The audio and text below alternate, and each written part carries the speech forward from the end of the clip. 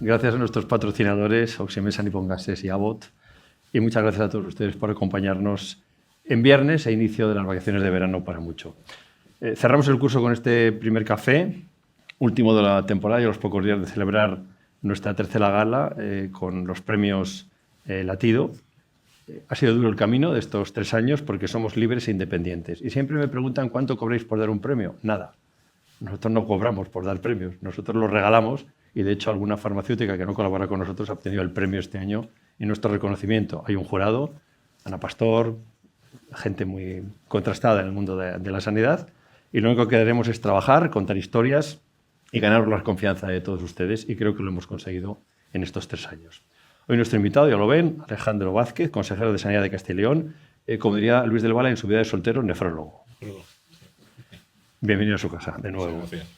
De la vista bien, ¿no? La última vez que nos vimos, estábamos, el síndrome del recomendado lo había afectado de lleno. Pero tengo algunas cosas todavía. Un año después. Un año después. El recomendado. Ser consejero marca. Efectivamente.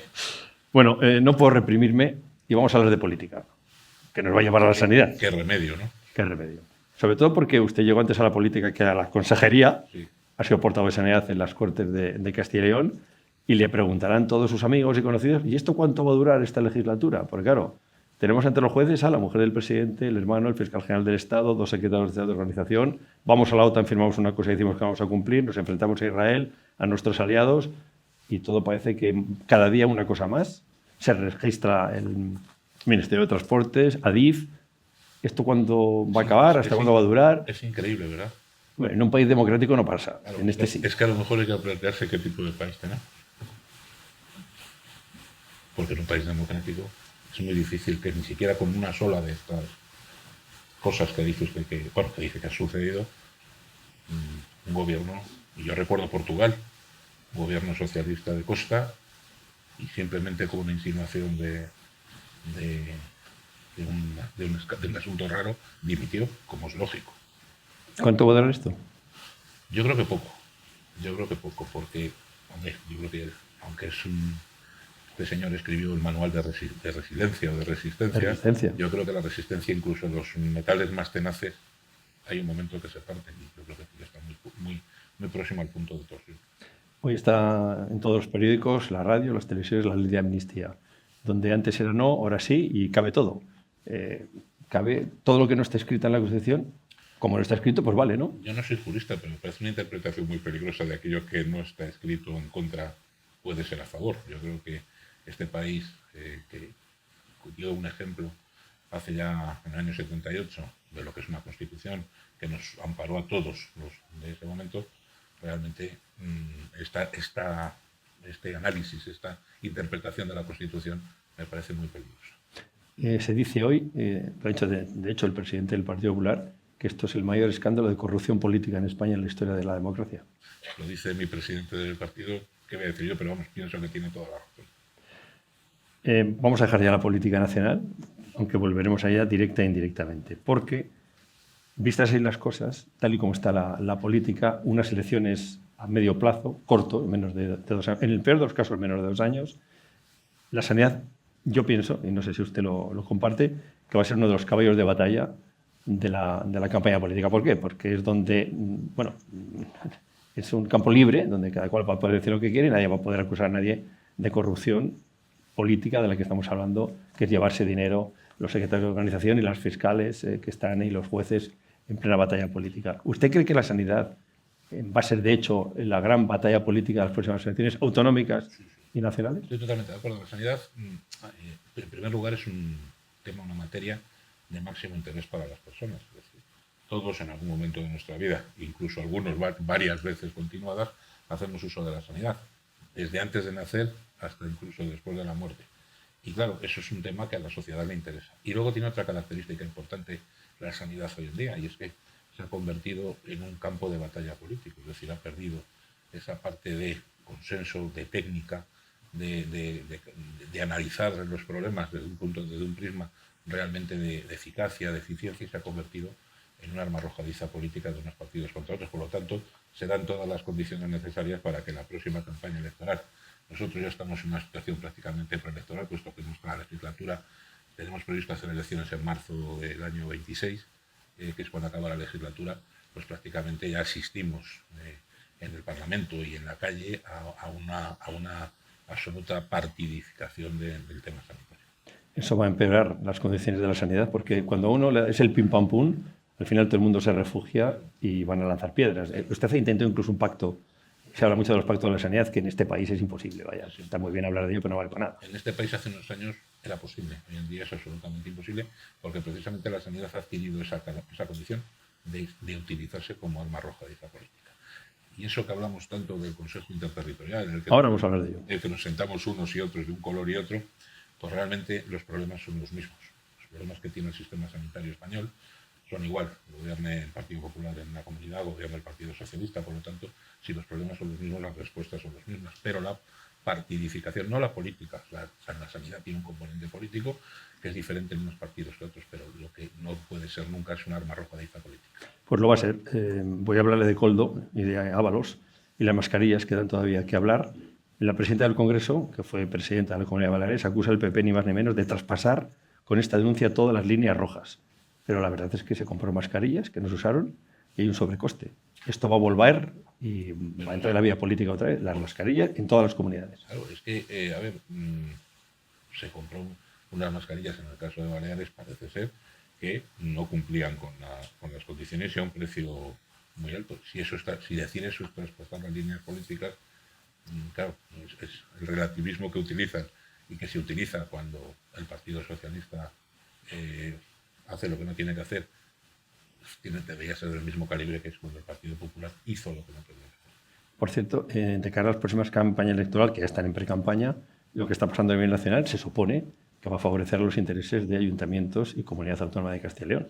Bueno, los ayuntamientos no van en la... No, pero bueno, en definitiva, vaya. Lógicamente yo creo que hoy en día resulta difícil votar al Partido Socialista, o debe de resultar difícil votar al Partido Socialista, sea este nacional o sea de cualquier comunidad o ayuntamiento. El PP suele tener una tendencia a tirarse tiros en el pie cuando mejor va. Hay un dicho en política que le voy a recordar a todo el mundo: cuando el enemigo se equivoca, no le distraigas.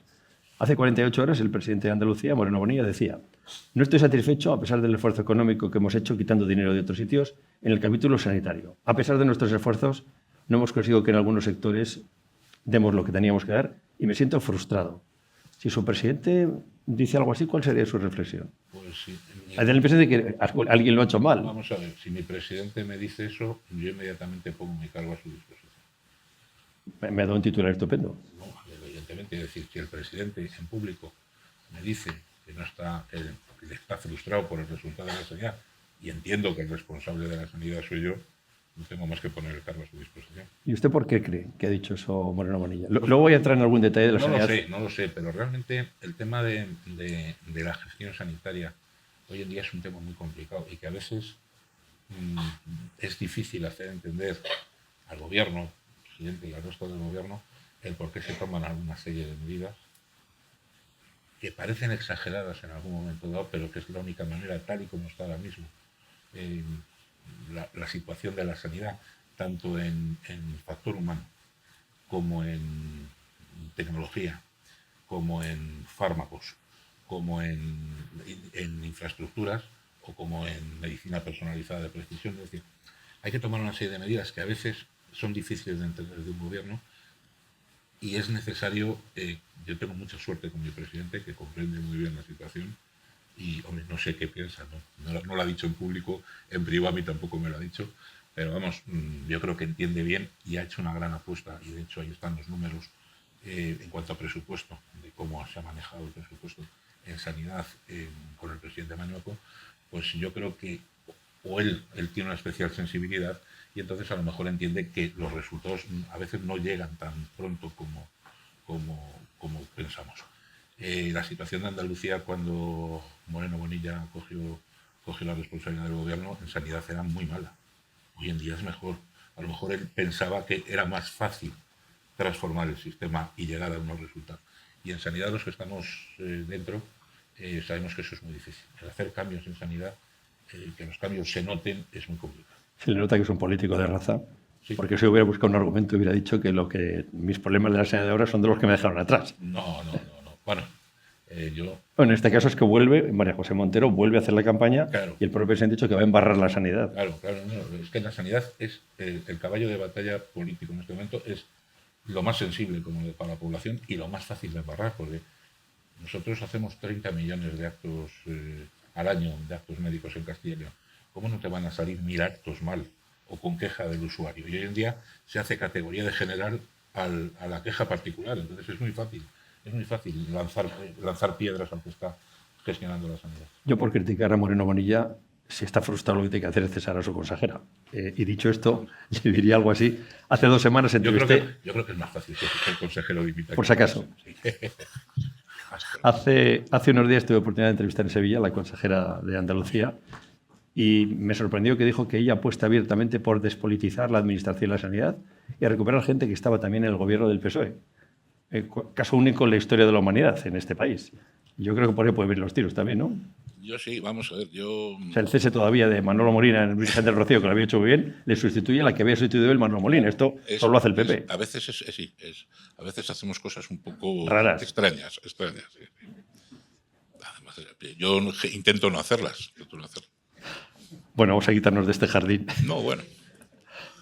Vamos a otras cosas. Enseguida vamos al Consejo Interterritorial, pero antes, ayer damos una noticia preocupante y yo estoy convencido que más de uno aquí utiliza estas famosas inyecciones o pastillas de Ozempic, o Mounjaro o Wegovy. Y claro, el Reino Unido alerta de un aumento de pancreatitis aguda relacionada con el uso de estos medicamentos. Hay que preocuparse. Yo, por cierto, oí los prospectos de los tres y los tres advierten de que pueden dar pancreatitis. Pero aquí, como es el medicamento más, tú lo lees y dices, si yo me estoy pinchando, ¿qué pasa? Todos los medicamentos, y solo sabemos los médicos, que como dijo el señor Del Val, yo cuando era soltero era nefrólogo, sabemos que todos los medicamentos tienen una proporción de efectos secundarios y además muchos de ellos tienen un importante efecto idiosincrático, es decir, que haya personas que se sientan especialmente mal. Yo creo que tenemos que ser muy prudentes con el uso de los medicamentos y hay medicamentos que se han popularizado demasiado su uso y eso evidentemente pues, puede traer problemas como este tipo, como pancreatitis, otros miocarditis, es decir, enfermedades importantes, síntomas importantes con los que hay que tener cuidado. El concepto prueba-error, el que se está medicando puede seguir haciéndolo con tranquilidad. Es que, claro, yo digo, si les hemos dado el premio Nobel de Medicina a los que han puesto en marcha estos medicamentos, el premio Príncipe de Asturias, y son maravillosos, yo leo esto, me estoy pinchando y digo, dejo de pincharme mañana, claro. Pero claro, si dice que, por ejemplo, que el 10% de los pacientes presentan pancreatitis, claro, si estamos poniendo millones de tratamientos, el número de pancreatitis es muy alto. Entonces, hay que ser muy consecuentes, hay que saber que cada vez que te pones un medicamento tienes un riesgo, puedes tener un efecto secundario y no hay que trivializar el uso de la farmacopea. No sé si hemos tranquilizado más de uno que están aquí enfrente. No, yo creo que no es cuestión de tranquilizar, no, es cuestión de... Yo creo que las cosas hay que hacerlas con sensatez. Incluso ponerse un medicamento hay que hacerlo con sensatez. Entonces yo creo que somos una sociedad madura o debemos de ser una sociedad madura y saber que no está libre de riesgos. Al levantar la vista, es que usted y yo tenemos una cosa en común que no hemos hablado todavía. Usted trabajó en Miranda de Ebro, en mi pueblo. Sí. Pero aquí está también el jefe de urgencias de Miranda de Ebro, Miguel Ángel, que fue director de Miranda de Ebro. Sí. Y no hemos oído a primera porque somos humildes. Hay mucho burgalés aquí. Sí, no, es que se me había olvidado ese detalle, importante detalle. ¿eh? Yo cuando llega el jefe de urgencias de Miranda digo, el más importante de todos los que están aquí, que tiene que cuidar a mi madre. Que además es el presidente del Colegio de Médicos de Burgos. Naturalmente. ¿Qué voy a decir yo del presidente? Es por hacer pandilla un poco. De mi presidente. Vamos a quitar las cosas que hemos hablado atrás y ahora vamos al Consejo Interterritorial. En Miranda creo que un par de días antes de ser nombrado consejero estuve en el hospital de Miranda, o sea que sí. No, es que ayer me informé bien y me dijeron que guarda muy buen recuerdo del consejero. ¿no? Y yo del hospital de Miranda. Bueno, vamos a ver el Consejo Interterritorial. Creo que sigue siendo vicepresidente. Creo que sí. Aunque en el Consejo Interterritorial muchas veces es difícil de saber cuál es la certeza. Es por provocarle un poco. La ministra le dio su papel. En mi pueblo se llama de florero. El que le dio la ministra, no digo que lo sea. Porque dice, cuando tenga que ausentarme un momento, cumple las funciones que yo le delegue. ¿Cómo va la cosa? Pero fíjese que eso ha evitado que se ausente un momento. Está muy bien eso. No, vamos a ver. El hecho, nunca se había utilizado la figura del Consejo Interterritorial. Ha habido gobiernos del PP, ha habido gobiernos del PSOE y ahora tenemos el gobierno del PSOE más de sumar. Y nunca se había hecho Entonces nosotros vimos que era necesario tener la figura porque muchos nos temíamos que la ministra se iba a ausentar, iba a quedar el secretario de Estado de presidente del Consejo Interterritorial. Se han caracterizado por saltarse a la torera los órganos de gobernanza del Sistema Nacional de Salud, que están muy bien puestos, la ley de cohesión está muy bien puesto y ha servido mucho ha servido y va a ser y puede seguir sirviendo muy bien al gobierno del Sistema Nacional de Salud, pero tienen una tendencia irrefrenable a saltarse esa gobernanza y por lo tanto decidimos hacer uso de la figura del vicepresidente simplemente como para evitar que se ausente. ¿Sigue pensando que la ministra tiene un comportamiento chapucero, falta de rigor y dinamita el funcionamiento de ese consejo? Absolutamente. ¿Cómo se llevan de bien? No, yo me llevo muy bien con ella. Menos mal. Sí, lo cortés no quita lo valiente, somos educados, No, bueno, por lo menos yo. Está clarísimo. Vamos a ir a lo del Estatuto Marco para ver cómo... ¿Lo del Estatuto Marco se refiere usted? Estatuto Marco. Sí. Sí. El resumen borrador me lo he leído incluso. Sí, es el borrador. A nosotros se hubiera gustado. Un primer borrador les llegó, uno. A través de la prensa, sí, se filtró a la prensa y gracias a la prensa lo tuvimos. No conocemos, no se ha discutido con nosotros y creo que me parece de una gravedad extrema que quien tiene que gestionar el sistema sanitario, que somos las comunidades autónomas, no conozcamos y no se haya discutido con nosotros. Pues, se van a tomar decisiones que nos van a afectar directamente a las comunidades, porque la gestión de personal es directa de las comunidades y no hemos podido decir nada. Pues fíjate qué cosas. Fátima Matute, aquí, me contaba hace un mes que el que ha escrito el borrador no ha pisado un hospital en su vida. Probablemente. Y dice que, y esto lo dice el Ministerio, las comunidades tienen un resumen pormenorizado de las negociaciones y las consejerías coinciden con nuestra visión sobre las demandas de los sindicatos. Están informados y colaboramos con las comunidades autónomas. Pues serán otras comunidades, Castilla y León no lo tiene. Yo creo que Fátima, que está hablando con ella anoche, tampoco. Y yo creo que, vamos a decir que coincidimos con... Esto surgió en el último Consejo Interterritorial, en el cual yo pregunté, fíjese usted en ruegos y preguntas, o sea, un Consejo Interterritorial con unos puntos únicamente de propaganda ministerial, en el cual nos iban a repartir 127 millones de euros para mejorar el marco de la atención primaria. Como dije yo, digo, son 3,5 euros por español. Eso es todo lo que el Ministerio quiere para mejorar la atención primaria. Pues allí en ese Consejo Interterritorial pregunté en ruegos y preguntas cómo iba lo del Estatuto Marco. Y la ministra nos deleitó allí con una serie de cuestiones en las cuales dedujo que nosotros estábamos de acuerdo. Deducción absolutamente errónea. Absolutamente errónea. Simplemente preguntamos, ella habló y nosotros, ante lo que contaba, decidimos no decir nada. Pero entre deducción y deducción, una huelga pasada y otra en octubre. Huelga pasada que sufre el sistema sanitario de Castilla y León y del resto de las comunidades autónomas. Es muy curioso. Lo sufren los usuarios de Castilla y León, lo sufre el sistema sanitario de Castilla y León y la huelga va contra el Ministerio. A lo mejor si yo fuera ministra también potenciaría que hubiera huelgas. Está bien. No hay ninguna posibilidad de que salga adelante este estatuto. Yo creo que fue un brindis al sol en su momento. Es una ley, aquí hay algún diputado nacional del Partido Popular y yo espero que es una ley que ha de aprobarse en el Parlamento y espero que se ponga sensatez a esa ley. Aunque no sé qué es lo que dice porque no lo han discutido con nosotros. Bueno, seguro que se ha leído usted el borrador. Sí, pero bueno, es un borrador que no sé qué grado de validez tiene. Porque si lo están negociando con los sindicatos y resulta que ese borrador dice A y mañana los sindicatos negocian a B, no sabemos en qué momento. Bueno, los sindicatos también han hecho un comunicado, están en desacuerdo con el Estatuto Marco que presenta el Ministerio, con lo cual aquí no está de acuerdo nadie. Pero en cuanto no está de acuerdo la ministra.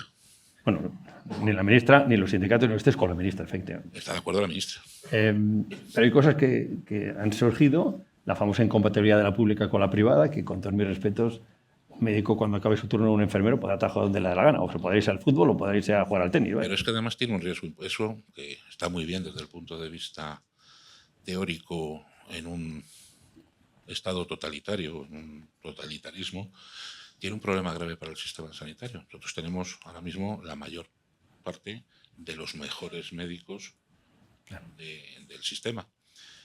Si a lo mejor hacemos que algunos decidan irse del sistema para estar en la privada, dejaremos de tener esos mejores médicos. Entonces, a mí me parece que el tener que renunciar por mor de la administración, de una medida administrativa, a tener los mejores médicos, de verdad, yo que soy un defensor de la sanidad pública, me niego en redondo.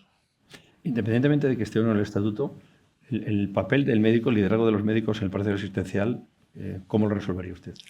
Es una queja permanente de los colegios médicos. El liderazgo de los médicos, yo creo que el médico tiene el liderazgo en muchas cosas del proceso asistencial. Es decir, el médico está dotado por ley y por conocimiento en el diagnóstico. Eso es una cosa importante. Está dotado de capacidad de tratamiento. Nadie puede proponer un tratamiento sin ser médico. Pero, sin embargo, yo creo que el sistema sanitario también, y tal hacia donde deriva el sistema sanitario, si me pregunta usted, le contestaré mi opinión, es importante también dar paso a otra serie de profesiones que pueden hacerlo, y eso no significa que el médico pierda el liderazgo. Porque quien tiene la capacidad de diagnosticar y quien tiene la capacidad de tratar, yo creo que sigue siendo el líder del procedimiento.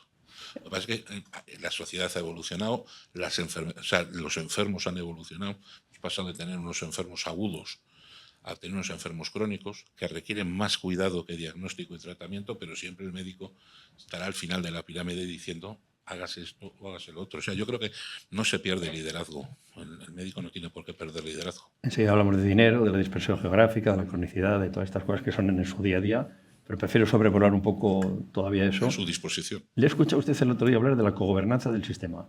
Y yo eso no lo entiendo. Porque la primera cogobernanza que salió en sanidad es en el COVID, que el presidente del gobierno dijo, vamos a ir a la cogobernanza. Y a mí eso me parecía decir, apáñenselas ustedes como puedan. ¿Qué es la cogobernanza? Bueno, con el presidente del gobierno es apáñenselas siempre como puedan. Si quieren algo, pídanlo. Eso es lo que, bueno. Claro.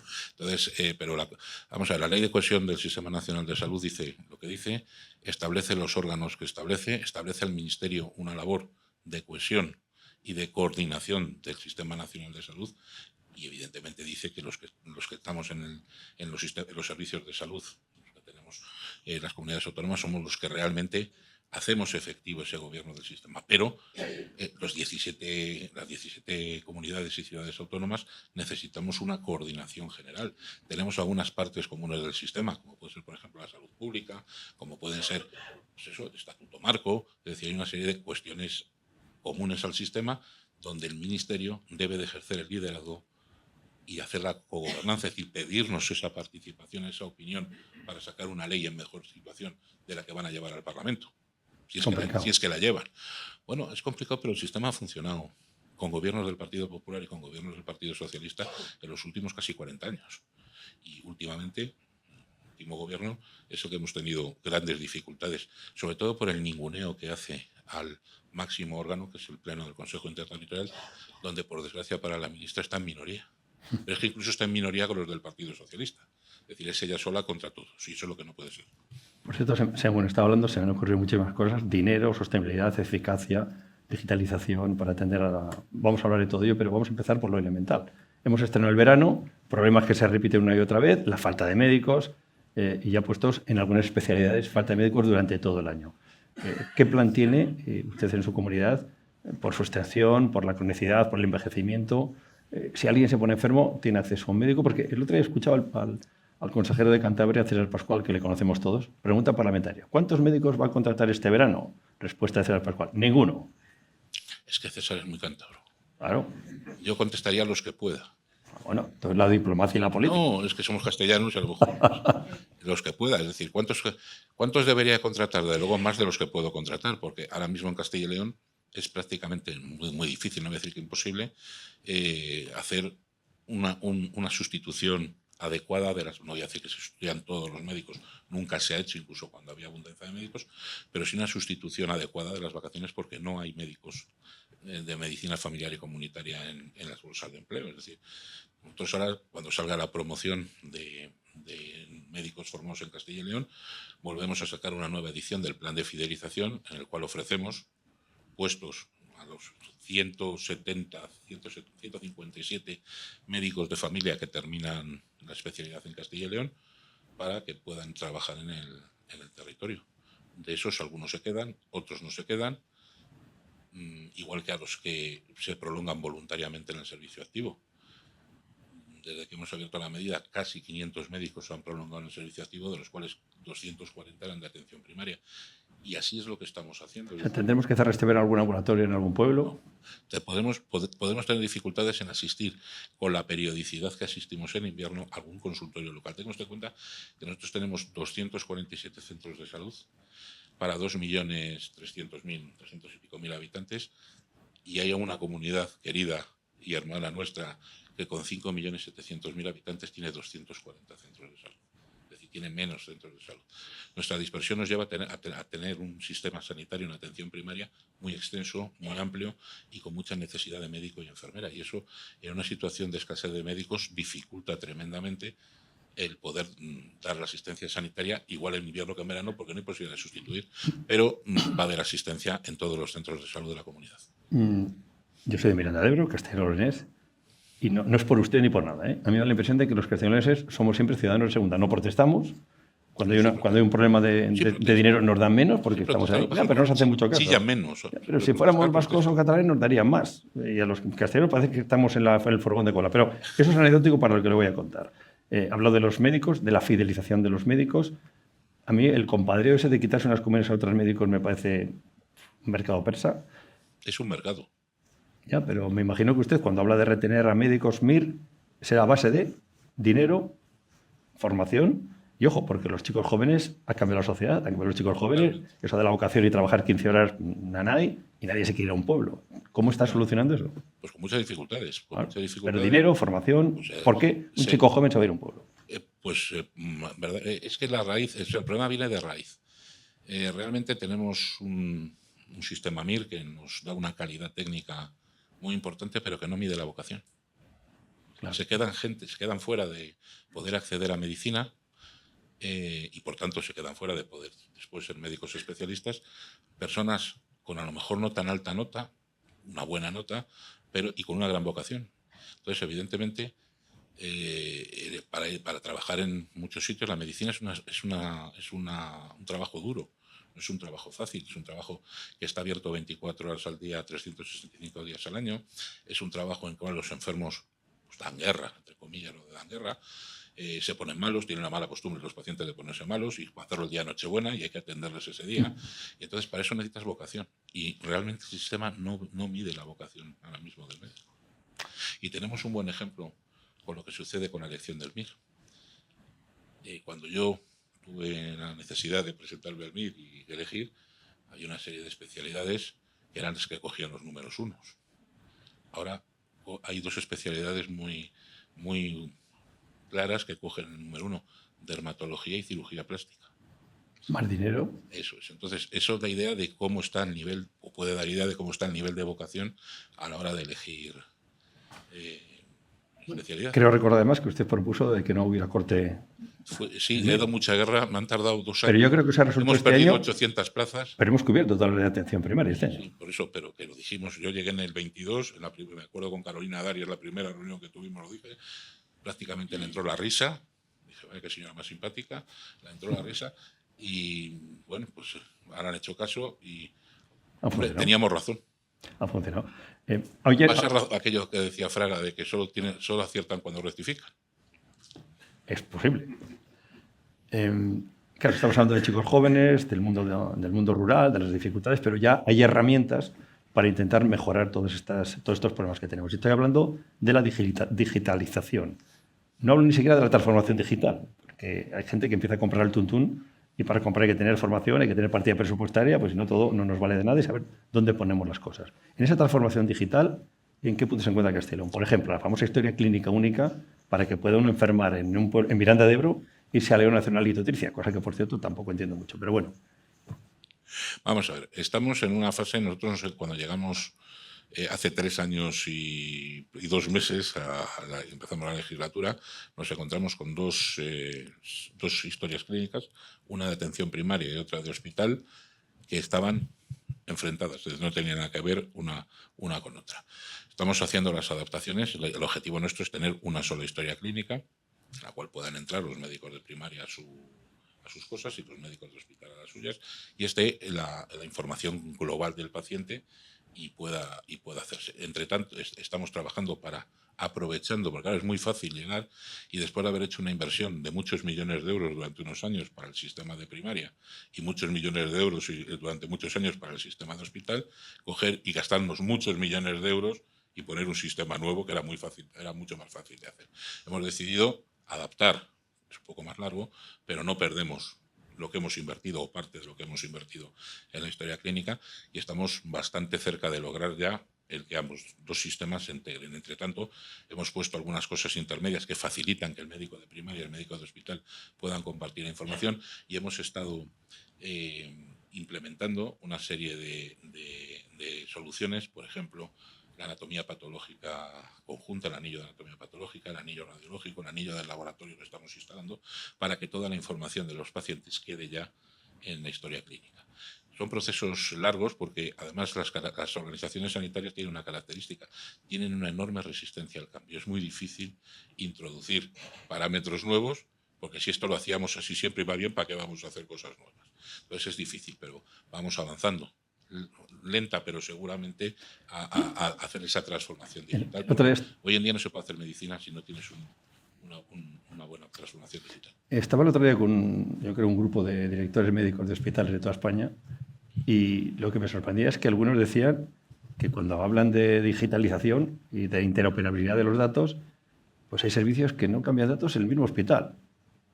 Y entonces hablamos de digitalización y de todo esto, pero oiga, pero si los del servicio A no pueden estar con el servicio B porque no pueden intercambiar datos por un software que no coincide, es un disparate, ¿no? Los hospitales a lo largo del tiempo han ido haciendo islas de sistemas de información. Es decir, la UCI tenía sus islas de información, nefrología tenía sus islas de información, en lo cual un intensivista no podía entrar a lo que había del enfermo renal cuando iba a la UCI. Entonces, todo eso se abre, todo eso se ha abierto y se está compartiendo la información dentro del propio hospital. Imagínese usted lo que es hablar el Hospital de León con el Hospital de Salamanca. Vamos, era prácticamente imposible, y todo esto lleva tiempo, porque la idea final es que, lo que usted dice, un enfermo de Miranda que vaya a trasplantarse en Salamanca, donde van a trasplantarse del riñón, tenga el médico de Salamanca toda la información del paciente de Miranda. En esta reunión de directores de hospitales me da mucho la atención que los hospitales más avanzados lo que están haciendo es ya no hacer secciones como tal. Es decir, si hay en enfermos graves que vienen de oncología o que vienen de nefrología o que vienen de un trasplante, hay enfermeras, personal preparado para atender esas necesidades independientemente de cuál sea la patología o lo que le hayan hecho a ese enfermo. Vamos a ese tipo de modelo donde cambia. Es muy difícil cambiar los servicios porque está ya todos reacios a los cambios. Pero hay hospitales que están haciendo otras cosas diferentes en la organización para mejorar los resultados. Yo soy a veces un poco escéptico en estos grandes cambios. Es decir, yo creo que lo que tenemos que hacer es hacer funcionar muy bien lo que tenemos. Y muchas veces estamos lejos de hacerlo funcionar muy bien. Porque realmente, cuando funciona muy bien, y los pacientes lo dicen, joder, qué bien ha salido esto, qué bien funciona esto. Es más que a veces el tener una irrefrenable ansia de cambio, lo que tenemos que tener es una irrefrenable ansia de hacer bien los procesos. Y yo creo que la estructura del hospital actual, bien llevada, da mucho juego y da muy buenos resultados. El 80% del trabajo del médico lo lleva el ordenador, dicen los que llevan la gestión de datos en los hospitales, y el 20% el paciente. Dicen que hay que conseguir el mínimo espacio de tiempo posible, que sea al revés. Los avances digitales están llamados también a cambiar la forma en la que se gestiona un hospital, se gestiona un servicio, la prevención y el tratamiento. Esta gestión del dato, que es el futuro, es el presente ya, ¿cómo la están llevando en Castilla y León y en qué grado de avance con respecto a otras comunidades autónomas? Pues no estamos tan avanzados como quisiéramos en la gestión del dato, vamos haciendo nuestras cosas, hay comunidades más avanzadas, digamos que estamos en una situación intermedia. Pero yo le quiero hacer reflexión sobre una cosa. Lo importante es, el dato es muy importante. El dato es muy importante. Pero es muy importante mirar a la cara al enfermo. Claro.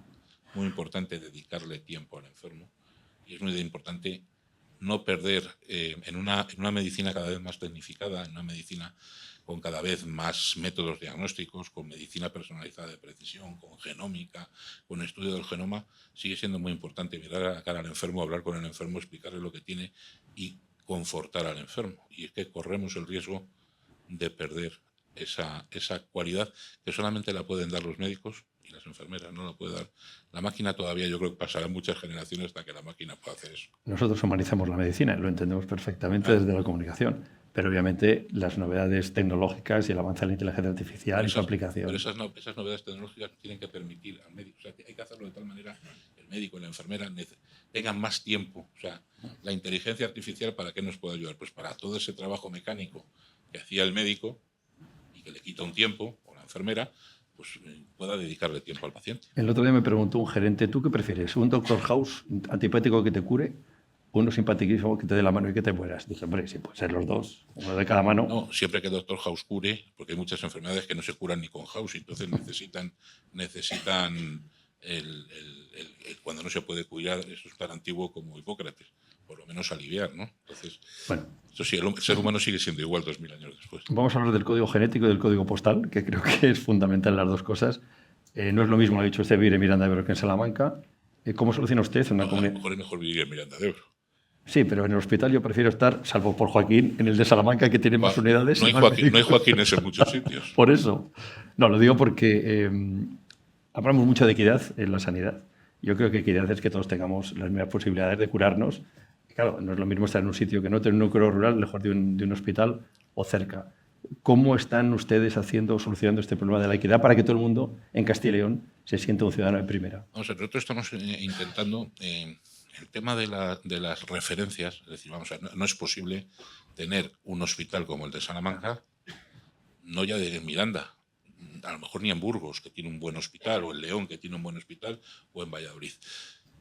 Hoy en día hay, en primer lugar, yo creo que lo importante en una comunidad como Castilla y León, aparte de tener unas referencias, hospitales de referencia a nivel de cartera de servicios, es muy importante trabajar en red. Y así hemos planteado nosotros, por ejemplo, procesos nuevos como el de la medicina personalizada y de precisión. Es decir, a través de unos nodos centrales en Burgos, en León, en Valladolid y en Salamanca, donde trabajan los facultativos en red y reciben la información del paciente, las muestras del paciente, incluso se ve al paciente físicamente o se deriva a la unidad central de diagnóstico en Salamanca. Con eso sí que podemos tener equidad. Es decir, segundo, estamos trabajando en equidad poniendo cerca de los pacientes herramientas diagnósticas que antes no había. Y me explico. Nosotros hemos pasado en mi legislatura de tener 2 PECTAC en Castilla y León a tener 5. Había un PECTAC en Burgos, un PECTAC en Salamanca, no lo había ni en Valladolid ni en León. Ahora tenemos más. O, por ejemplo, estamos acercando la cirugía robótica, la posibilidad de que haya cirugía robótica en todos los hospitales de la comunidad. O sea, estamos aproximando aquello que se puede aproximar, o estamos intentando aproximar aquello que se puede aproximar. La famosa polémica que ha habido durante años en Castilla y León con las unidades de radioterapia. Ya tenemos funcionando la de Ávila, la unidad satélite, vamos a tener en muy poco tiempo la de Soria. Entonces estamos acercando esos servicios que se pueden acercar a la población porque entendemos que la población de Castilla y León es mayor, tiene dificultad muchas veces para desplazarse. Ahora hay un cirujano cardíaco, cirugía cardíaca no la podemos tener en toda la comunidad, porque evidentemente no tenemos masa crítica de pacientes para que el cirujano pueda dar unos resultados adecuados. Por lo tanto, hay que combinar, y yo creo que aparte de tener las referencias de lo que son de la cartera de servicios, es muy bueno que y hoy en día las nuevas tecnologías facilitan mucho que se pueda trabajar en red. Y por ejemplo, le voy a poner un ejemplo en Burgos, que no hay cirugía torácica. Todos los lunes hay un comité de tumores en los cuales se participa desde Salamanca el cirujano torácico y decide como que el paciente es su paciente y decide telemáticamente sobre el paciente y está con los oncólogos de Burgos, con los farmacéuticos de Burgos. O sea, estas nuevas tecnologías ayudan a la equidad o deben de ayudar a la equidad y más en un territorio como Castilla y León donde no es posible tener cirugía torácica en todos los centros. Menos mal que no me tienen que operar en Salamanca porque si no tienes dinero para vivir unos días con tu familiar, te arruinas. Tienes que volver a Miranda, pero eso ya son otras cosas. No se lo voy a preguntar. Voy a hablarle de otra historia. No quiero hablar mucho de la atención primaria porque es recurrente, ya sabemos lo que todo está diagnosticado, todos sabemos, todos apuntan soluciones, pero nadie al final encuentra el camino. Voy a hacer una pregunta nada más con relación a esto.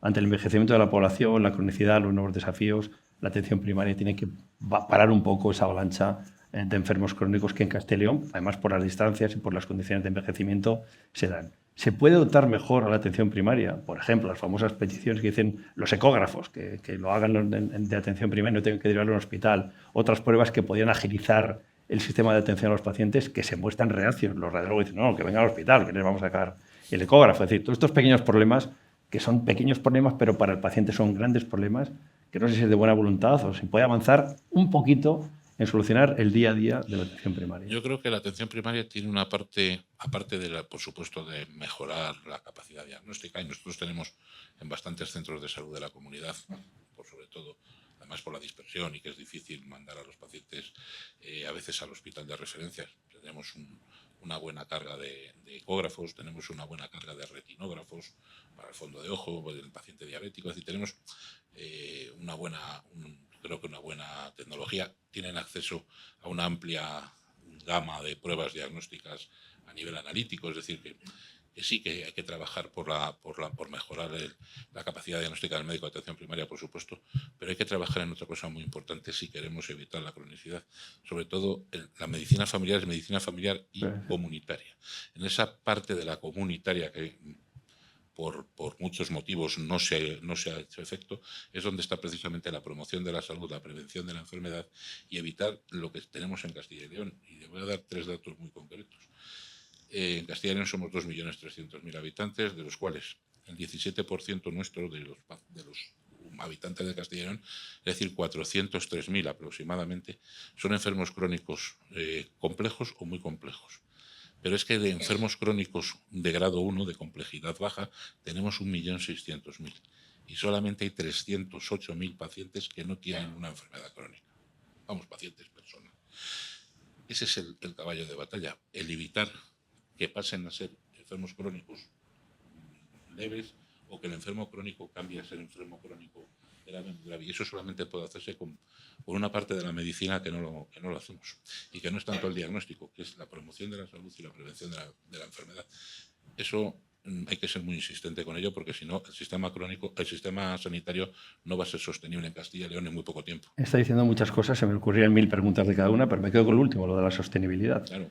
La sostenibilidad, usted siempre habla de la sostenibilidad del sistema, de mejorar también la productividad y la eficiencia. ¿Esto se mide?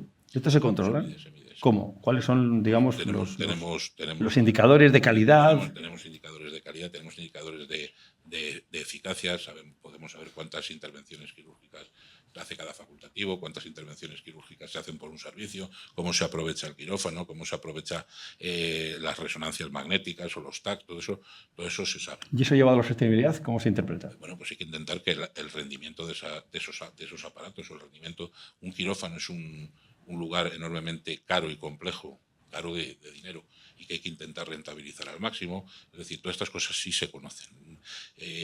Pero desde luego el sistema que estamos viendo con el Estatuto Marco, y aquí algún representante sindical, está tan encorsetado que hace muy difícil poder mejorar claramente algunos parámetros de eficiencia en el sistema. Es muy difícil. Pero, por ejemplo, se puede detectar el gasto improductivo. Porque habrá que corresponsabilizarse todos en la gestión, por supuesto, no solo el consejero. Usted detecta un gasto improductivo y siempre se ha hablado de desinvertir en aquellos aspectos. Es muy difícil desinvertir en sanidad. Una vez que has hecho la inversión es muy difícil desinvertirla. Por lo tanto, yo creo que hay que intentar, yo creo que hay que dejar de hacer una medicina, una sanidad reactiva y hacer una sanidad proactiva. Es decir, hay que evitar que el paciente enferme de modo importante, porque si no, entre eso y el envejecimiento que tenemos en Castilla y León es muy importante. Realmente el sistema va a ser muy difícil. Me imagino que estarán modernizando sus sistemas de telemedicina, de asistencia al paciente en casa, por la cronicidad, me imagino. Todo eso, la llegada de los medicamentos a los domicilios. Hemos cambiado una estrategia de cronicidad con solo 10 años porque nos hemos dado cuenta que esto ha evolucionado de tal manera que es necesario cambiarla. Uno de los aspectos ha sido precisamente las nuevas tecnologías dentro del control del paciente crónico. Lo estamos cambiando, pero todos los esfuerzos ahí son pocos, porque si no va a ser, ya digo, muy difícil mantener. El modelo de financiación castiga a Castilla y León. Duramente, eso está claro. Duramente. Eso hace que haya unas lagunas y que no permita hacer todo lo que quiera un consejero. Esas lagunas, ese problema de financiación, ¿cómo se solventa? Sí, ya se me va a decir que hemos invertido 1.000 millones más en los últimos 5 años. Sí, pero esos 1.000 millones los hemos sacado. Es una cosa, el otro día la ministra muy alegremente dijo que cuando salimos criticando la enorme cantidad de dinero que ponía para mejorar la atención primaria, dijo que claro, que los fondos que se daba, o sea, el modelo de financiación autonómica no es finalista en sanidad, evidentemente. Y que los gobiernos pueden destinar ese dinero a la sanidad o a otras cosas, los gobiernos autonómicos. Yo le voy a decir una cosa que es bastante interesante. El Consejo de Cuentas de Castilla y León, en enero del año pasado, sacó un informe en el que dejó claro una cosa, que el modelo de financiación autonómico tenía un déficit con Castilla y León de 500 millones de euros para los servicios públicos esenciales, sanidad, educación y servicios sociales al año en los últimos 10 años. Es decir, que en Castilla y León no solamente no se ha destinado el dinero de la sanidad a otros aspectos, sino que se ha destinado el dinero de otras áreas de la comunidad a sanidad. Es la parte de León de esos 500 millones. Y eso es lo que sucede, que una comunidad como Castilla y León está hipotecando el desarrollo en otras áreas por cubrir los servicios esenciales. A eso me refería, a que nos sentimos a veces ciudadanos de segunda. Es decir, nos financiamos peor porque nos dan menos, tenemos un problema de dispersión, de cronicidad, de envejecimiento. No es que nos den menos, es que no nos dan... O sea, nuestro sistema sanitario, que tiene dos características importantes que no tienen otros, que son el envejecimiento. Pues tenemos una población envejecida. El envejecimiento, en el modelo de financiación autonómica, pondera como población ajustada los mayores de 65 años en un 8,5% de la cantidad total, mientras que los menores de 18 años ponderan en un 30%. Si el gasto sanitario se hace por los mayores de 75%, en mayores de 65 años, no tiene ningún sentido este modelo de financiación autonómica que está hecho para financiar otras comunidades que no son Castilla y León, algunas muy al este del país. Ciudadanos de segunda. Llámelo usted así, a mí me duele que llamar a los que... Porque a mí también me duele. Me duele, pero está hecho para financiar otras comunidades autónomas. Pues, ¿qué pedimos nosotros? Que se nos cubra el coste del sistema sanitario, el coste real, y luego si quieren que nos evalúen. Si lo que nos gastamos ahí está bien evaluado, está bien optimizado, tenemos unos buenos indicadores sanitarios, tenemos unos buenos indicadores de eficiencia, pero primero financienos el coste real del servicio. Se me ocurren muchas cosas. Que el otro día un director del curso humanos de un gran hospital de Madrid dijo que las guardias las tienen que hacer ya todos los médicos, aunque tengan 65 años, porque los tiempos han cambiado. Vaya al lío, ¿no? Vamos a ver, las guardias, hay que pensar que cuando se ganó, y aquí algún representante sindical que ganaron, se ganó en el año 95, hace unos años se ganó el derecho a la exención de guardias a mayores de 55 años, llegaba menos gente a los 65 años a la jubilación y muy pocos a los 70. Ahora ya, afortunadamente, llegamos en mejores condiciones y a lo mejor sí que habría que variar un poco. No voy a decir quitar ningún derecho, por Dios me libre. Habría que variar un poco la edad, a lo mejor, en la cual se incorpora uno en esa exención de guardia. Porque claro, sí que hemos mejorado en calidad. Los médicos hoy en día con 65 años, yo tengo muchos compañeros, yo todavía no llego, pero me queda poco, tengo muchos compañeros con 65 años que están en lo mejor de la vida. Bueno, Luis del Val, que tiene 67, está en lo mejor de la vida. Luis del Val está bien toda la vida, pero ahora... Luego le va a hacer un retrato estupendo, ya verá cómo está, para correr. Y claro, esto a lo mejor todo... Es que hay que transformar el sistema, es decir, este estatuto marco podría ser una oportunidad muy importante para transformar el sistema. Bueno, y creo que no lo va a ser. Entonces, o transformamos el sistema o seguimos teniendo... Me queda poco tiempo y muchas preguntas porque voy a ir acabando. Yo estoy aquí lo que usted quiera. Ya, pero yo también. Tengo la mañana liberado a la gente. Estoy solo en titulares, o sea, no he profundizado en nada, pero por ejemplo, las listas de espera. Arma arrojadiza para hacer oposición política. La preocupación del gerente y del consejero, al final, ¿cómo hago una lista de espera? Porque esta frase es muy manida, pero es cierto que las elecciones... La sanidad no hace ganar las elecciones para hacer perderlas. Absolutamente. El PNV tiene una buena experiencia con los Osakidetza, que es un magnífico servicio, pero tiene una mala percepción precisamente por los tiempos de espera, no por los médicos ni por cómo les atendían. ¿Cómo está solucionando las listas de espera? ¿Se han incorporado médicos por las tardes? ¿Cuál es el límite para atender la atención primaria? ¿Hay un plan de gestión de citas en menos de 24 horas como en otras comunidades autónomas? ¿Qué están haciendo? Porque el ciudadano al final dice, yo quiero ir a un médico y no dentro de 10 días. Como decía Jack, ni de 3 meses. Ya que el Destripador, vamos por partes. Vamos por partes. Hospital. Listas de espera quirúrgica. En el año 22, por mor de muchas cosas, entre ellas la pandemia, pero también por otras, Castilla y León tenía las listas de espera más altas de toda su historia quirúrgica y de consultas. Hemos puesto en marcha, y además durante el año 23, durante el propio año 22 al final, y durante el año 23 y la mitad del año 24, nunca ha entrado más cantidad de gente en lista de espera que esos años. Yo creo que era la última ola de la pandemia. Nosotros hemos puesto el sistema, pues hemos utilizado todos los recursos que tiene el sistema, y es mejorar el rendimiento allí donde ha sido posible en jornada ordinaria, ofrecer autoconcertación de modo voluntario a que se quería sumar para trabajar por la tarde. Pagados, naturalmente. Claro, sí, aquí todo es pagando, si no... Pero no van. No, si no, no van. Pues se paga poco. Tiene la mala costumbre de querer... Los médicos a los enfermeros se les paga poco. Pues se les paga poco, sí. Yo soy médico, me hubiera gustado cobrar más, pero también tengo que ver en qué país estoy, cuánto cobran los demás. O sea, que todo hay que verlo en un conjunto. Y luego, por supuesto, no nos duelen prendas de concertar con la privada. Sistema público, la sanidad privada forma parte del sistema público, del sistema sanitario, y nosotros, cuando es necesario, concertamos. Esto en el ¿Pero tiene algún plan, por ejemplo, en la primaria para atender en un tiempo delimitado? 72 horas, 24 Ahora horas. vamos a la primaria. Esto es en el hospital. En la primaria nos propusimos como objetivo mantener 2 días de demora en la comunidad. Fuentes tan alejadas de la Consejería de Sanidad como es la OCU ha reconocido públicamente que Castilla y León era la comunidad de España donde menos se tardaba en ver al médico de primaria. Ahí no tengo ninguna influencia sobre la OCU. Y sobre el país, que tampoco tengo ninguna influencia, dijo que estábamos entre las 4 primeras comunidades donde antes se veía al médico, donde antes se asistía al médico de primaria. Nosotros hoy, me miro el dato, tenemos una demora media en atención primaria en la comunidad de 1,6 días. Enhorabuena. Bien, lo cual no significa que no tengamos cupos en las ciudades que tengan muchos más días, ¿vale? ¿Qué estamos haciendo en esos cupos? Pues lo que podemos hacer, ¿qué deberíamos hacer? Contratar más médicos, evidentemente, no los hay. Ofrecer trabajar a nuestros médicos de modo voluntario e incentivado en lo que llamamos las consultas de rebosamiento. Porque otra cosa que hemos hecho es intentar mantener 35 pacientes que pactamos con el sindicato, 35 pacientes para mejorar precisamente esa atención primaria, y lo estamos cumpliendo bastante bien en la comunidad. Entonces, lo que nos sobra lo ofrecemos por la tarde a donde lo quieren hacer, claro. Donde no lo quieren hacer tenemos más dificultades. Otra cosa no se puede hacer porque médicos no hay. O sea, lógico sería reforzar algunos cupos.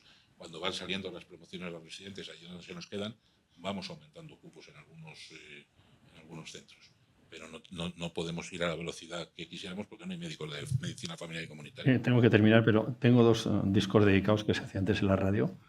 Uno de Jesús, de Ande. ¡Ay, madre! No es muy fácil. Bueno, añado yo que ¿No me va a hacer usted cantar? No, pero si quiere cantamos. Yo soy muy cantarilla. Miranda de Ebro, ya sabes. Claro, pero una cosa Llevamos cantar, algún buen una el cosa es corazón. cantar en Miranda y otra en Madrid. Daríamos la nota. Hombre, pero totalmente. 1000 enfermeras se han ido el año pasado. Hemos batido el récord de enfermeras que se han ido fuera de España, me imagino que por dinero. Y me decía Jesús que él cree que por qué se ha estancado o no se nombran enfermeras en los puestos de responsabilidad de la administración sanitaria en España. Pues Jesús tiene toda la razón. No, en España yo voy a hablar de mi comunidad. La enfermera es un profesional perfectamente preparado, incluso diría que muchas veces más que el médico para la gestión, porque parte de su currículum tienen gestión, y tenemos que crear la normativa. En mi caso de mi comunidad, para poderlo hacer hay que cambiar alguna normativa y hay que cambiar la mentalidad. Y a veces no es fácil cambiar la mentalidad. No, el médico va a decir que no, me imagino, en muchos casos, ¿no? Sí, el médico generalmente dice que no muchas veces a muchas cosas, ¿no? Pero hay que intentar abrir esa mentalidad a una profesión que está ahí, que tiene... O sea, yo siempre digo una cosa, que el presidente del Colegio de Castilla y León siempre lo dice, digo, es que es verdad. Hemos pasado de tener ATS hace no muchos años a tener grados en enfermería con una formación, y claro, por eso se van fuera, porque son muy buenos y se las llevan, pagándolas más. Entonces, esa formación... El otro día una consejera de su partido dijo que se van fuera porque es que la gente viaja mucho últimamente. También alguna que quiera viajar, conocer los fiordos noruegos. A mí me sorprendió la razón. Pero... Va mucho a Noruega, que el salmón y los fiordos es un buen sitio, entonces hay gente que a lo mejor se la trae por eso, pero generalmente son unas profesionales digo las, porque son, bueno, como en medicina, casi todas mujeres, están muy bien formadas y por supuesto pueden hacer la gestión, pero hay que hacer 2 cosas, cambiar normativa, y a veces no es sencillo, y cambiar de mentalidad, que es muy difícil. Pues de las farmacias me llega otra pregunta, que no la entiendo muy bien, pero... A lo mejor yo tampoco. Establecimiento de precios mínimos de medicamentos, muchos por debajo de 1,5 euros, lo cual hace inviable su producción y distribución y contribuye al desabastecimiento. Solicitan un precio razonable. Parece razonable. Siempre que sea razonable. ¿Y eso de qué depende? Pues depende de la administración y de la negociación que se haga. Generalmente los precios vienen puestos de aquí, de donde la señora del Estatuto Marco, de nuestra amiga. Entonces, yo creo que, como todo, es una costura a negociar. Es como el Estatuto Marco, como otras cosas. No se pueden hacer las cosas por, como se dice en Miranda, a la me cago en 10. Es una frase. Entonces, hay que negociarlo y todo hay que negociar. Y la negociación siempre lleva una cesión, eso sí, por ambas partes. ¿Y la Agencia Nacional de Salud? Primero se paró, ahora se ha votado, por cierto, con el voto en contra del Partido Popular. ¿Por qué vota en contra del Partido Popular? ¿Y es necesaria esta agencia? Si tanto se dice que era necesaria. Nosotros teníamos una visión mucho más amplia y mucho más importante, que fuera de salud y de calidad. Y segundo, no nos gusta cómo está la ley o cómo estaba la ley, la manera de nombrar a ciertas personas responsables de la agencia. Y eso hace, y como es muy difícil en las Cortes Nacionales o en las Cortes Autonómicas llegar a acuerdos porque no quieren negociar, pues se vota en contra y ya está. La última. No hablo de tecnología. Ahora todos los consejeros son arquitectos, hacen obras en todos los hospitales, en todas las comunidades autónomas. Yo obras no hago. ¿No? Favorezco que se haga, pero... Bueno, no, claro, evidentemente no va a coger el cubo y la pala. En sus proyectos, en lo que le queda de legislatura, que es muy poquito, Muy poco. ¿qué objetivo persigue prioritario? En Para el punto de vista tecnológico. Es decir, hay que dotar de tecnología, es el futuro, es el presente ya. Todo el mundo quiere ser ciudadano de primera y tener la mejor tecnología como la tiene Madrid o la tiene Barcelona. Nosotros tenemos, mire, le voy a dar una estadística que ha dado el propio Ministerio, por lo tanto tampoco es sospechosa de que yo la pueda manipular, y es que Castilla y León tiene el doble de aparatos de alta tecnología por habitante que la media nacional. Y estamos a la cabeza, es decir, que el ciudadano de Castilla y León tiene un buen acceso, puede tener un buen acceso a la alta tecnología. Como lo he dicho, en esta legislatura, que estamos cerrando, hemos puesto, por ejemplo, 5 exoesqueletos pediátricos para los pacientes que tienen parálisis cerebral y otras alteraciones neurológicas. Hemos puesto el único secuenciador de genoma completo para uso clínico en Salamanca y otros 3 no de genoma completo en Valladolid, León y Burgos, los robots quirúrgicos, los aceleradores lineales, es decir, estamos invirtiendo mucho en alta tecnología. Déjame que le pregunte para completar y cerrar. ¿Usted cree que el castellano-leonés está satisfecho con su sistema de salud autonómico? Hombre, el barómetro sanitario que salió hace poco del Ministerio decía que sí, decía que éramos la segunda comunidad con mayor índice de satisfacción por detrás de Asturias, es decir, la primera pluriprovincial, y sobre todo, algo habremos tenido que ver en tiempo, a lo largo de que yo entré en el año 2022, la curva que se ve de satisfacción ha ido creciendo. No sé si es porque el consejero es simpático, entonces se ven satisfechos, o porque realmente se sienten satisfechos con lo que tienen. Porque esto de la sanidad es lo de la mayoría silenciosa. Salen a protestar unos cuantos, pero hay muchos más que no protestan. No sé si es simpático o no, a mí me lo parece, pero a ver qué le parece, vamos a ver qué le parece a Luis del Val. Dios mío. Lo que ha visto, Dios mío. Que es un joven que acaba de empezar en el periodismo y en la comunicación. Por cierto, voy a hacer una... Luis, ¿te importa que haga un anuncio publicitario? Luis del Val y yo, el 23 de octubre, ¿Tiene usted permiso? presentamos en Madrid un libro que se titula No es tiempo de silencios. Es la vida y cómo está entendiendo la política y la justicia el juez García Castellón. Planeta lo ha elegido como el libro del año, de la Navidad. Y les aseguro que está muy bien escrito, es muy entretenido. O sea que cuando salga están invitados a la presentación. Querido Luis. ¿Seguimos con publicidad? Salimos. Tuve un abuelo paterno que cuando algo era tan caro que estaba fuera de sus posibilidades y de la mayoría de los mortales, solía decir que eso costaba un riñón. De niño me acostumbré a pensar que los riñones venían a ser como el cofre del tesoro, así que cuando crecí, la primera vez que estuve delante de un nefrólogo me pareció que estaba delante del presidente de un banco importante. Nuestro entrevistado es nefrólogo y ya se me ha pasado la sensación de que es como si estuviera delante de la presidenta del Banco de Santander. Pero conservo todavía esa sensación de respeto, con la diferencia de que los banqueros no me caen simpáticos y, sin embargo, siento admiración por los profesionales de la medicina. Y si he hablado de mi abuelo también es porque el doctor Alejandro Vázquez Ramos, en estos tiempos en que te sientas en una terraza con un amigo de tu edad y el camarero, que tiene la edad casi de mi nieto, te pregunta ¿qué van a tomar estos chicos? El doctor me ha tratado de usted esta mañana, lo cual quiere decir que son evidentes los calendarios que llevo encima y que el doctor es tradicionalmente educado. Ya lo hemos arreglado y los años que le llevo de ventaja me los he logrado quitar con un más adecuado tuteo. Hay un gesto que no alcanzo a interpretar. Cuando escuchaba a Eusebio Azorín, cruzaba los brazos y con la mano derecha se acariciaba el labio superior. o bien es un gesto automático que indica que el subconsciente ya está preparando una respuesta, o bien es la muestra de la prudencia de un portavoz parlamentario con veteranía que sabe que en ocasiones es mejor renunciar a juegos de palabras y otras osadías. Pero no oculta la realidad, y la prueba es que se ha atrevido a afirmar que la medicina se ha convertido en España en una batalla política, lo cual a los potenciales enfermos que somos todos nos pone enfermos, al menos de ansiedad. Es una persona optimista, porque al referirse a los efectos secundarios de los medicamentos, ha dicho imperturbable que vivimos en una sociedad madura. Se lo agradezco, y es el agradecimiento de un pesimista. Bueno, la sociedad será madura, pero el Ministerio de Sanidad es todavía adolescente, porque toma medidas que se deben llevar a cabo por las autonomías sin consultar con los consejeros de sanidad de esas autonomías. Su ironía le ha llevado a decirnos que la reforma sanitaria que se propone desde el Ministerio ha logrado que estén en contra los médicos y los sindicatos, pero, menos mal, la ministra está a favor. Siempre es un alivio. También es un alivio escuchar a una persona inteligente que suelta perlas como que en medicina no se puntúa algo tan importante como la vocación. Enhorabuena, no a usted, sino a los ciudadanos de Castilla y León. Me da la impresión de que tienen suerte. No, ha salido muy favorecido el consejero de la fotografía, ¿no? Estoy enormemente agradecido porque es muy acerado en la crítica. Yo se lo agradezco también porque como es el consejero de mi comunidad me viene bien que diga que le parece estupendo y que felicidades y que lo hace muy bien. Con lo cual me lo ahorra a mí, ¿no? Le agradezco que me lo agradezca. Bueno, pues nos queda para finalizar dar la palabra a nuestros patrocinadores y por favor, Sarah Christiansen de Abbott.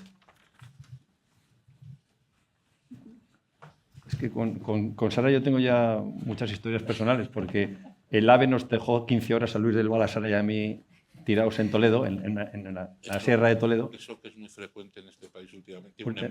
Pero 15 horas ya me pareció excesivo. Y el otro día yendo a Sevilla pues nos tocó otro parón del AVE y estuvimos otra hora y pico también de charleta. Sí, sí. Tremendo. Sí, estamos muy bien en Madrid. ¿No? Sara, estamos muy bien aquí. Hemos venido, juntos, somos por favor, y menos durante un apagón. Gracias, Sara. Buenos días, consejero de Sanidad, don Alejandro Vázquez Ramón, cargos de la Consejería del SACIL, compañeros del sector sanitario. Ernesto, siempre es un placer estar contigo, menos que sea en un tren. Soy Sarah Christiansen, directora general de Abbott Diabetes en España. Gracias también por darnos la oportunidad de escuchar cuáles son los proyectos en Castilla y León, cuáles son los retos y cómo desde la colaboración podemos ayudar a los castello-leones. ¿Lo he dicho bien? No. Castellano-leoneses. Castillo. Habla usted mejor en español que yo soy. Si no, lo podemos hacer en francés. Abbott es una compañía del sector de la salud que durante más de 135 años ha utilizado la ciencia, la tecnología y la innovación para mejorar la gestión de la salud. Y hablamos de salud y no hablamos de enfermedad. Apostamos por innovar en procesos asistenciales también para que los profesionales de la salud se dediquen a algo que es importante. Lo has dicho, mirar en la cara del paciente y no hacer otras cosas. Y por eso apostamos. Desde 2018, hay más de 8.000 personas que viven con diabetes en Castilla y León que se benefician de la revolución del sistema FLASH. Es un sistema de monitorización de la glucosa intersticial que es preciso, fácil de usar, sencillo y ha supuesto un cambio de paradigma porque en vez de 6 pinchazos en los dedos que son dolorosos, no sé si lo habéis probado, pero no es nada agradable, te da 1.400 medición de tu glucosa, te da una película en vez de 6 fotos. ¿Y esto qué hace? Pues te permite mejorar tu gestión de tu vida. Te dice, ahí te has pasado del ponche segoviano, ¿lo he dicho bien? Sí, ponche segoviano. Y la próxima vez, un pelín menos. O después de, esto tengo que leer, patatas revolconas. Pues vete a darte un paseo porque te has pasado un poco. De hecho, tenemos que ir para probar esto, que nunca lo he probado. Es una herramienta que empodera al paciente. Sabemos que tenemos menos médicos y esto ayuda a que empoderamos al paciente para tomar control de su diabetes, para que no evolucione, para que esté cada vez mejor y no empeore, especialmente cuando hablamos de personas mayores. Ayuda también con su calidad de vida y su salud mental. Hay pacientes que no salían de su casa porque tenían miedo a la hipoglucemia y han vuelto a salir. Apostamos por la prevención. Has hablado mucho de prevención. No, soy muy mala con el usted. Entonces, a veces voy demasiado rápido al tuteo. La diabetes, si no está bien controlado, provoque complicación metabólica. Estamos hablando de ceguera, de amputaciones, de hemodiálisis, de fallo cardíaco. Prevención para el paciente, su familia y para la sostenibilidad del sistema de salud. Hemos hablado de la historia clínica única que estáis trabajando de Jimena. Ponemos los datos de los sensores en la historia clínica para dar un mejor servicio, claro, pero también para ir un paso más allá a consulta inteligente, para que el paciente mayor de Castilla y León no tenga que salir de su casa si está bien controlado, pero que él, que esté mal controlado, su médico pueda decirle fácilmente, vete a verme. Apostamos también para que el médico tenga más tiempo para el paciente y entregamos los sensores en una comunidad como Castilla y León es súper importante. Y sin más, pienso que el SACIL y ABOT han demostrado que la colaboración público-privado es eficaz al servicio del paciente de Castilla y León. Y tenemos mucho más por hacer, así que solo es un principio. Sin más, muchas gracias. Y nos vemos pronto para probar este ponche segoviano. Gracias. Y ya cerramos con David García de Oximesa. Gracias, David. Buenos días, consejero, autoridades y representantes del Servicio de Salud de Castilla y León y otras comunidades, profesionales de Ilunion y especialmente a Eusebio, que siempre nos recibe con una sonrisa y nos permite ocupar su casa por unas horas. A Ernesto y al magnífico equipo de medicina responsable, compañeros, compañeras, amigos y amigas. Hoy, brujuleando un poco en Google, vi que el 27 de junio celebramos el Día Internacional de las Personas Sordociegas, en honor a Helen Keller. Yo quiero añadir en honor a Javier García Pajares, porque ambos son símbolo de superación que nos recuerdan que a veces hay que escuchar con el corazón.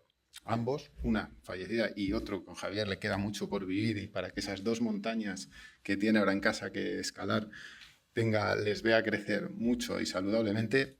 Ambos inspiran la humanización, la atención sanitaria desde la excelencia y el compromiso con la salud.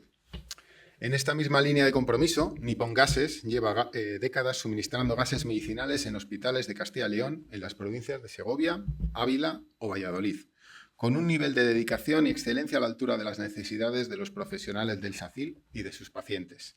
Esa experiencia nos ha enseñado que la confianza se construye diariamente a través de la responsabilidad y el buen hacer.